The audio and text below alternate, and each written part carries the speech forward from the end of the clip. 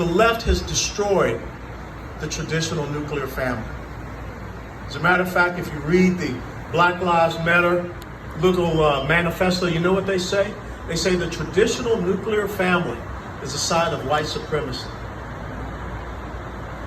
When I was born in 1961, the two-parent household in the black community was almost 77%. Today it's 24%. But see, those lives don't matter. The family doesn't matter. We have got to restore that sense of family. We've got to restore that sense of community. When you see your pastors, you got to tell your pastors, stop being a wimp, stop being a wussy, and stand up upon the Word of God and preach what the Word of God says, and stop worrying about what someone's going to do to them. They're supposed to be shepherds of the flock to protect you from the wolves that are out there. And ladies and gentlemen, you got to find your courage. You can't take a knee to tyranny. You can't lay down to the mob. I ain't washing nobody's feet, okay? I'll wash Jesus' feet, but I am not washing the feet of someone that believes that they're here to impose their sense of tyranny on me. There's not a single one of you out there that has ever owned a slave. And I've never been a slave. I'm only a slave to Jesus Christ. To His will. And for anyone to be talking about you owe people for reparations and things of this nature, you don't owe people anything. This great land is a land of equality of opportunity.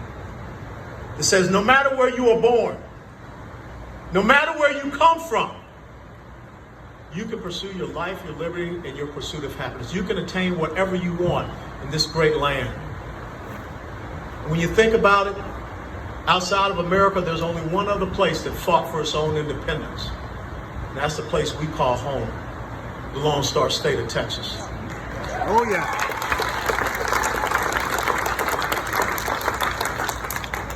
I met some folks earlier today. They said they moved down here from Illinois. And said now that they're inspired to get out here and fight. I want you to find every person that has moved here from California, Illinois, New York, New Jersey, wherever. And I want you to ask them a simple question. Why are you here? Why did you leave where you came from? Because we need them to understand that when you flee that tyranny, that despotism, that lack of economic prosperity and opportunity, and you come here to this incredible land, don't bring that mess into Texas.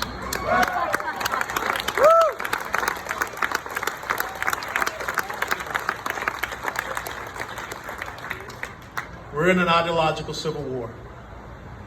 Some people said, hey, why didn't you run for Congress and go back up there to be with my former colleague, Michael Burgess? Why didn't you run for Senate? Why are you running to be the chairman of the Republican Party of Texas? Because the fight for America is in Texas. It's not on Capitol Hill. The guns are sounding right here. And those of us that served in the military, we do one thing. We move to the sound of the guns. And I'm asking you to answer that call. To not go home and put cotton in your ears, but you charge. You find out where there's those issues. You find out where there's the struggles. And you go to that struggle. You go to that issue. And you don't back down. Our future is dependent upon it. Let me close by saying this. There's some times in life that you can be blessed with that opportunity to be able to make a difference. Some people can go, their entire lives and never face a trial, a tribulation, or a challenge. In Romans chapter 5, verses 3 through 5, it talks about how trials and tribulation produces perseverance. And perseverance produces character. And character produces hope. And that is not hope in man, but it is hope in something that is greater than that. What I want you to do is go out and find the trial. Go out and find the tribulation. A diamond is nothing but a lump of black rock until you put it through intense pressure and heat. Steel is not purified until you put it through pressure. In James chapter 1, it says, count it all joy when you come into trials and tribulations. Thomas Jefferson once said, in matters of style, swim with the current. But in matters of substance, stand like a rock. That's right. I'm asking you to go stand like a rock. I'm asking you to go out and face into the wind. I'm asking you to not be a summer soldier and a sunshine patriot. I'm asking you to be remembered years from now, like we remember the 183 that stood at the Alamo.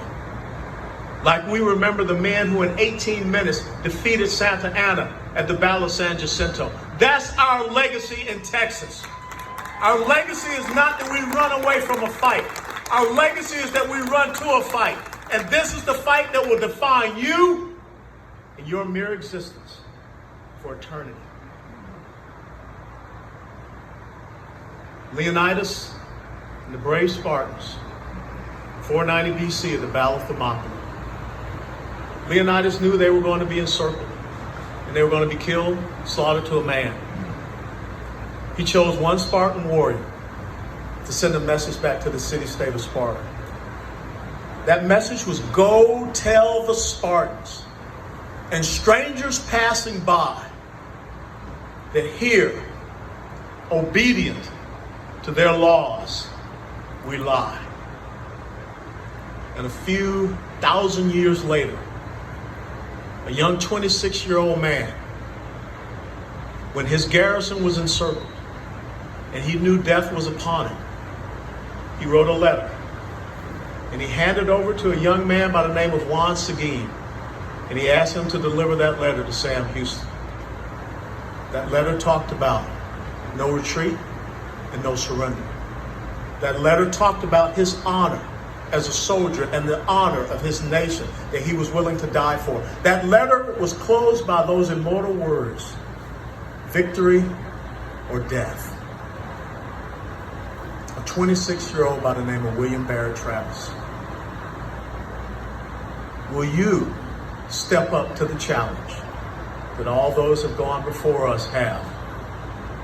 Or will you be a failure and a disappointment to the history of the great state of Texas and these United States of America?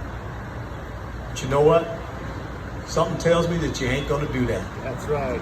Because if you were, you wouldn't be here right now. So God bless you all and thank you so much.